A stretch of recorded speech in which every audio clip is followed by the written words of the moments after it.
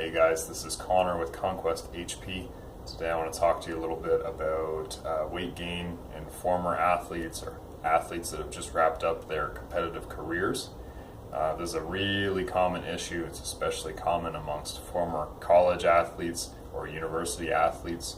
And what essentially happens is the athlete in question will wrap up their final playoffs or their final championship or tournament or whatever it might be.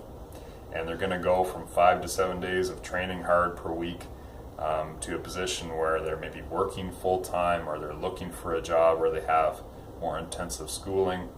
And long story short, they don't have that dramatic training stimulus that they used to have. And that training stimulus is a massive calorie burn, of course. If you are on the rink or on the field or whatever, drilling things out, you're in the weight room, you're doing conditioning work for a few hours every day, most days of the week, you're burning tons of calories just to keep up, just to hit your basic competencies for the sport. So once that disappears, if your eating stays the exact same as it was while you were burning all those calories, obviously those extra calories are going to end up sitting on your body somewhere, and it's probably not going to be as added muscle mass, unfortunately. So what we need to do is kind of adjust your intake, your dietary intake, to your new fuel demands. And if you're working full time or you've just transitioned to a master's degree or whatever the new situation may be, and you don't have that training input anymore, you don't need as much fuel. That's just the hard truth. There is no debating around that. You are not burning as many carbs or as many fats anymore. So if you consume the same amount of fats and carbs as you were before, you're going to have a problem. They have to get stored somewhere.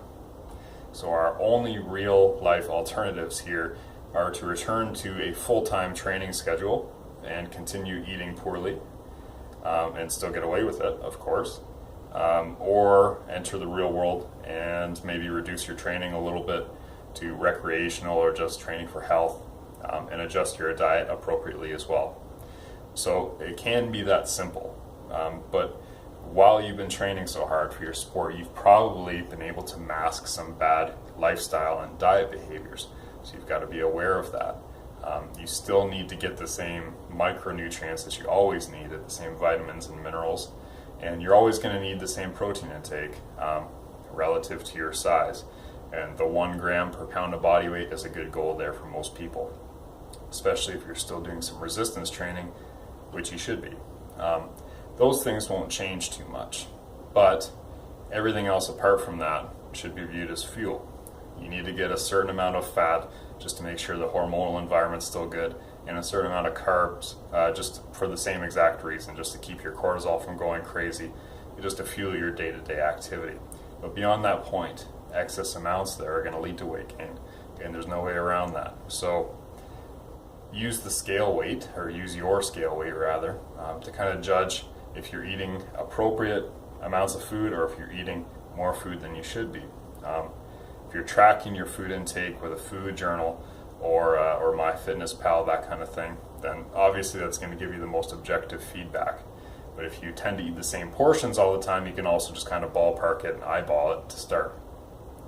If that scale weight is going up in a way that you don't want, you're probably consuming too much for what you're doing. And apart from adding in more activity to justify those extra calories, our only other alternative is to adjust the calories. And you're going to do that by cleaning up the lifestyle behaviors, the dietary choices, maybe staying away from a little bit of the booze or junk food or donuts or Doritos or whatever you were getting away with as an athlete that you can't tolerate anymore.